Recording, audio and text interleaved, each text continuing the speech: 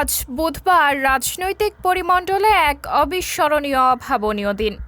বাংলাদেশ থেকে ৮,০০০ কিলোমিটার দূরে লন্ডনে সূর্যের ঝলমলে আলোয় উদ্ভাসিত সকালবেলায় এক ঐতিহাসিক পুনর্মিলন ঘটবে শেখ হাসিনার চরম জিঘাংসার শিকার মজলুম মা ও ছেলের।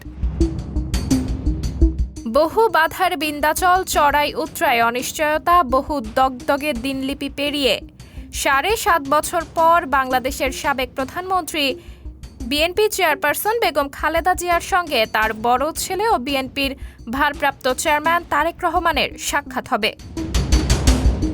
যে অকৃত্রিম মধুরতম সাক্ষাতের জন্য প্রতিটি অনুক্ষণ তারা প্রহর গুনেছেন, সেই মহা পুনর্মিলন ঘটবে আজ।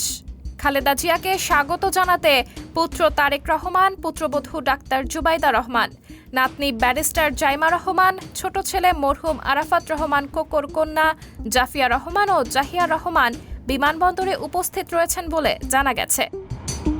এর আগে মঙ্গলবার রাত 11টা 46 কাতারের আমিরের পাঠানো বিশেষ এয়ার অ্যাম্বুলেন্সে দেশ ছেড়ে লন্ডনের উদ্দেশ্যে রওনা হন বেগম খালেদা জিয়া ও তার সফর সঙ্গীরা।